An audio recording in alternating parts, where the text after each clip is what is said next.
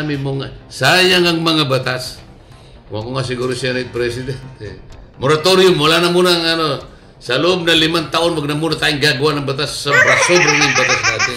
Ang implementation na lang ang puntahan natin. Tama. Wow. Naglagay ako ng panukalang batas. Magkaroon ng isang commission within the DILG na tututok para makapacitate itong mga ito at magkakaroon silang separate development fund na diretso sa kanila. Hindi nakanganga sa mayor, sa gobernador, sa congressman, sa senador, nakanganga. Gaano po kalawak ang mangyayaring kapangyarihan ng Oversight Committee pag naging senador na kayo? Kasi ang daming problema. Lahat ng problemadong batas na hindi napatutupad ng maayos, ipatawag mo yung mga departamento na yan na natutulog lang. Ito kampanya, pero kung nandiyan na yan siya, I'm asking everybody who's listening now about that mission, putuhan ninyo si Marcolita kasi mahusay yan. Magkakaroon po tayo ng mga panauhin na sa aming palagay kaanig sa katotohanan. At ngayon, napakaswerte po natin, pinaunlakan po tayo ng isang Congressman Rodante Dizon Marcoleta. Kong, magandang araw sir. Magandang araw sa iyo, ninyo, Benji. Salamat sa pag-imbita nyo sa akin. Isang karangalan po, Kong. Ikaw, Congressman, ay nagpayag na ng iyong gusto na ikaw ay manilbihan bilang senador. Ano ba ang ma-offer mo kung ikaw ay nasa Senado na? Alam mo, ang naisip ko kasi yung dapat palakasin yung oversight function ng Congress. Kasing importante rin yun ng paggawa ng batas. Napansin ko kasi napakaraming batas ang ginawa namin. May magaganda talaga. Ang problema yung pagpapatupad doon. Implementation. So, bibigyan kita ng halimbawa, Benji. Yung EPIRA. Ano yung layunin ng EPIRA? Yung declared policy. To ensure the delivery of reliable, secure, and affordable rates of electric power. Affordable rates. Declared policy. Pag sinabi mong secure and reliable, walang brownout. Tama? Kakambal yun.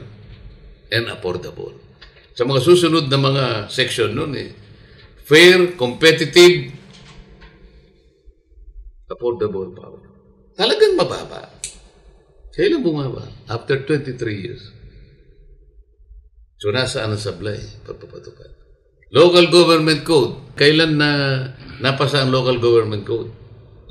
1991. Ilang taon na yun? 33 years ago. Ano yung declared objective? Para maging self-reliant ang LGUs. Ang mga konsepto ay devolution, decentralization. Out of 42,000 barangays or more in this country, how many percent are able to stand on their feet? How much? 2%. Bigo ang batas. Kung naging tao lang ang local government code, 33 years old, gumagapang pa. Either napanganak siyang walang paa, o hindi siya tinuruan, o hindi siya binigyan ng walker ng kanya.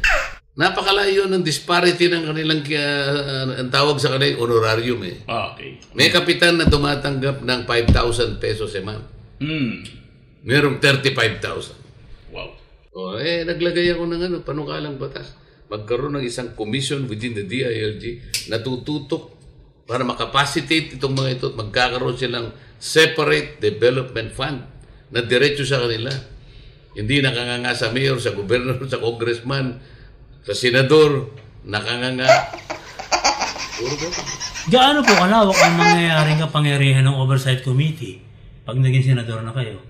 Kasi ang daming problema. Lahat ng problemadong batas na hindi napatutupad ng maayos, ipatawag mo yung mga departamento na yan na natutulog lang. So it goes without saying na ang problema talaga ay nasa implementasyon. Kasi ang dami ng batas Nandoon ang problema. PNP law. Baka hindi mo alam. Ano sinasabi ng batas sa PNP na hindi masyadong... 1992. Okay.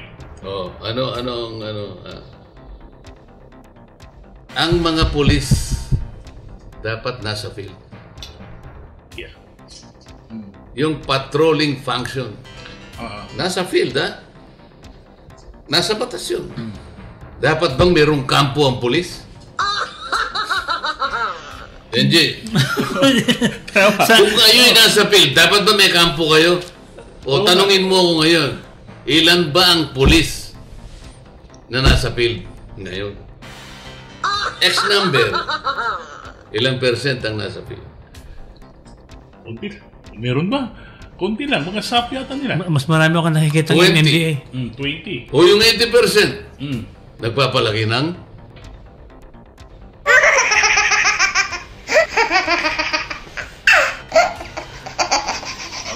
dapat yung nandun sa opisina, mga civilian employees. Yung police dapat nandun lahat sa... Kasi clerical sila.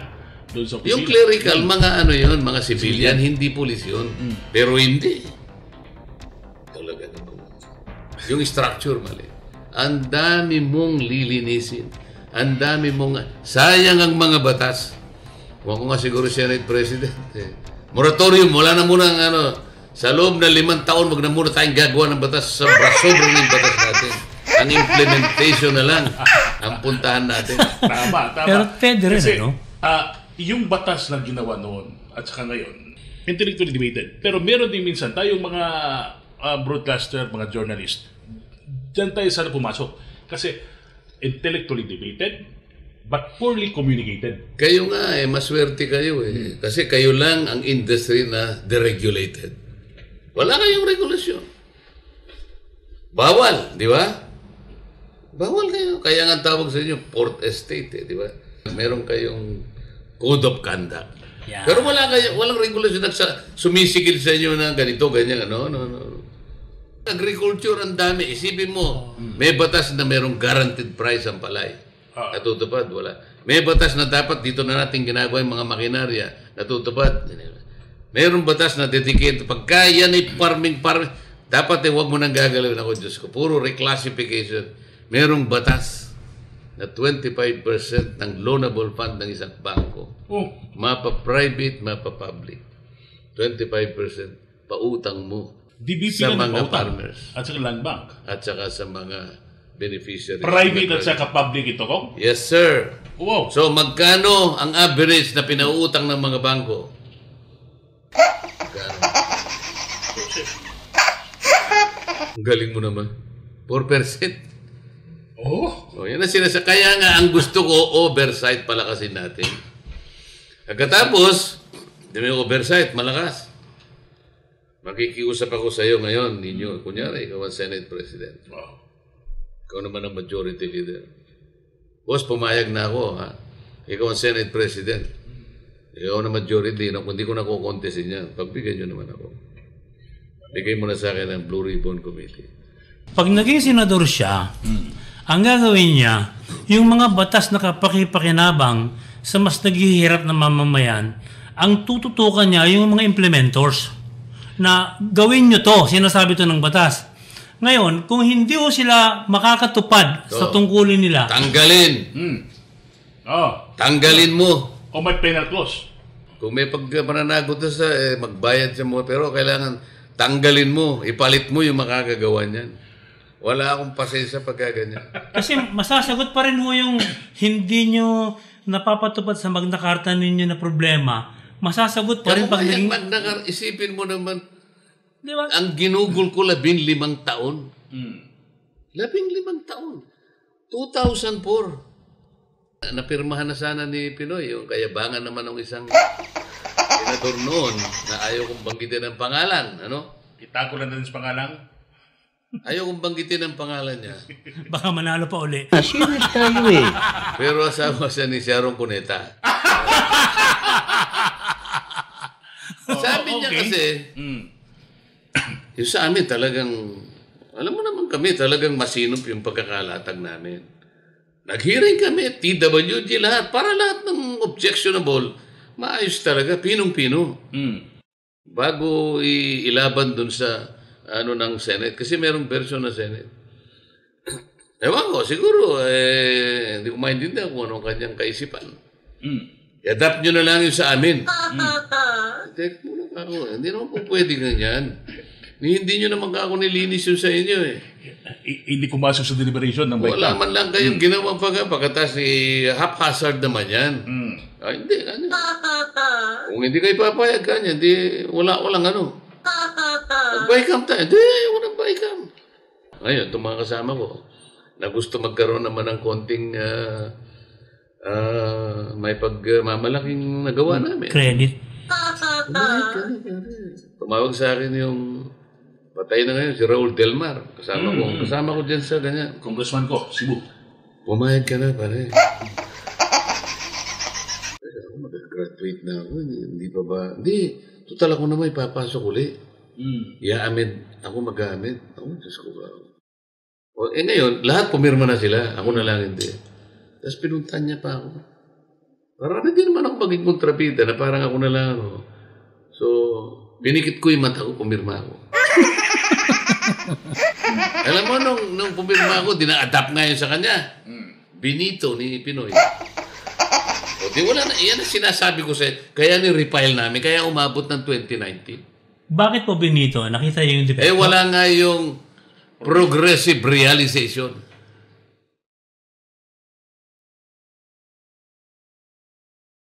Kung makikita ka sa Kongreso, talagang matatakot sa iyo eh. Lalo na pag magsalita ka. Ano bang... Bakit naman matatakot? Nakita nyo naman ako kung malumanay naman ako. Ano bang makapagpatawa o makapagpangiti ng isang Congressman Marcoleta? Pag binigyan ako ng hopya. Hopya? Basta yan hopya? Hopyang hapon, hopyang tipas. Hopyang Nueva Ecija, may hopyang Palawan. Nung huli ko ay napanood, wala nang laman yung lalagyan niya ng hopya. Natapos na. Walang hopya, yung paborito mo hopya. Bakit? Alam mo, pagka ikaw ay nasa probinsya, di ba? May hopyang baboy. Yan pinakamura. May hopyang munggo. May hopyang kundol. May hopyang sibuyas. Hopyang ube. Masarap yan. Sarap yun. Kundol, sibuyas. Yung Marquez sa San Jose, Nueva Ecija. Yung tapas, di ba?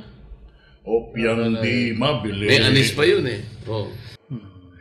Anyway, okay. Kung maraming salamat We have to do this regularly sana. Yeah. Kasi para ma-educate din yung tao kung ano talaga ang dapat nating gawin at sino ang dapat mahalal at yan sa ating pamahalaan.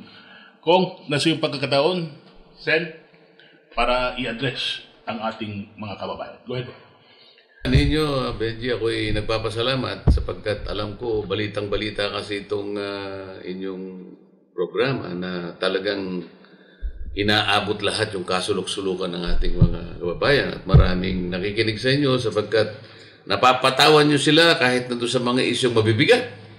Yun ang gusto yata ng mga tao at ako'y natutuwa naman kung maging parte ako sa paraan na nakatulong naman ako na mabuksan natin sa ibang-ibang bagay yung mga ibang issues na maaaring hindi naging malinaw sa kanila. Kaya ako'y nagpapasalamat sa inyo. Sana po ay sa mga susunod pa pong mga pagkakataon ay magkita-kita tayo uli para makapag-contribute po kami sa inyo ng lalo pang mas maraming mga pagtalakay sa mga kaugnay na bagay na maaring daladalan nyo sa maraming pagkakataon habang itinataguyod po nyo ang inyong buhay. Salamat po at magandang araw po sa ating lahat. So, ano ngayon? May gusto mo po na sa light action? Or you supporting me? PDP is my partner. Marcoleta, susuportahan ko yan. Mahusay, mabait, and he has the integrity. Botohan ninyo si Marcoleta. Kung hindi man ito kampanya, pero kung nandiyan na yan siya, I'm asking everybody who's listening now about Gatos Luzon, botohan ninyo si Marcoleta kasi mahusay yan.